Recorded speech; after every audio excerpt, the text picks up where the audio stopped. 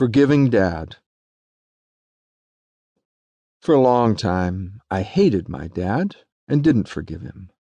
I hated him for his drinking, his rages, his vulgarity, for walking around the house in his underwear, for peeing in the bathroom sink, for scaring me. When I was 13, I wished he would die. And then he did. I thought I had killed him. For 15 years, I never mentioned his name to anyone. Applying kids' magical thinking, I was scared to death I might kill someone else with mere thoughts. For the longest time, I couldn't forgive myself. I was scared to death that I would damage someone else. But I'm healing. And as I write this chapter and explore the idea of forgiveness, I think of Dad. His father dying at about the time that boys are first forbidden to feel their emotions, at age 5.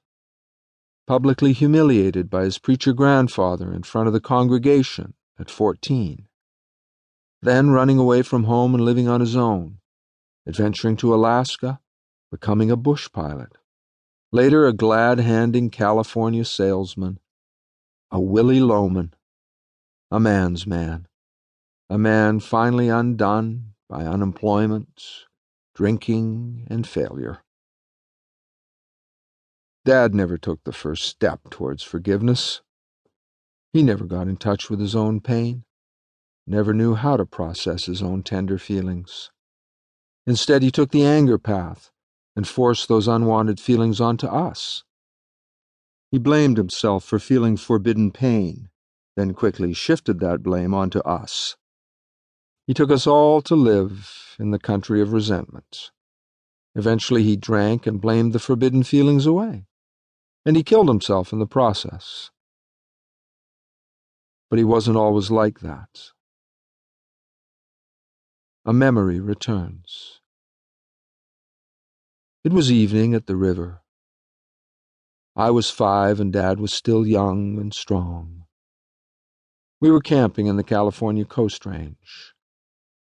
Although I couldn't swim, I had wandered down to the river after dinner and paddled an inner tube out to the middle of the big dark pool.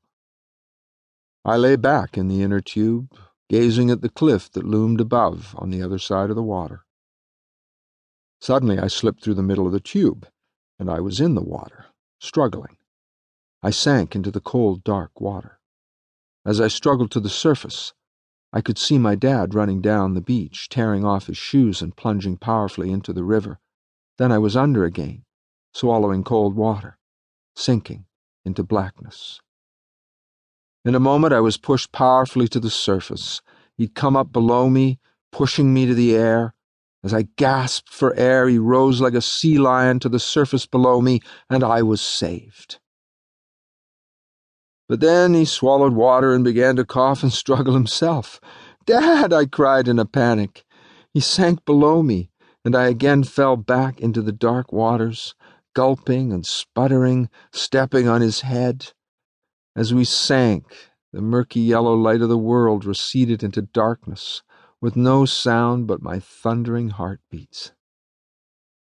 I felt his hands grip my calves and place my feet firmly on his shoulders.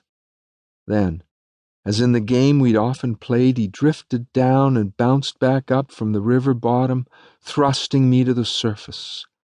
And then his tattooed arm was around my chest, towing me to safety, keeping my face above the water. He coughed and murmured, "It's okay, Cal. It's okay." Finally, we staggered onto the little sandy beach, and Dad hugged me. As I stood gasping, shivering, and crying, he hugged me to his heaving chest. Then he went over and got a towel out of the trailer and wrapped it around me. Later, as he heated hot chocolate on the Coleman stove, he did the unusual. He sat me on his lap. After a while, he turned the Giants game on the radio, and we sipped hot chocolate while the sun sank behind the cliff. By the end, I think Dad, like me, had totally forgotten that day. He forgot his goodness. I wish that when he ruminated on his failures, he had been able to remember the good things. I wish that when he thought of his years of unemployment, his bankruptcy, the jalopies he drove, his failed marriages, his destructive anger, he'd been able to recall that day on the river. Most of all, I wish he'd had a kind father to remind him of the good things about himself.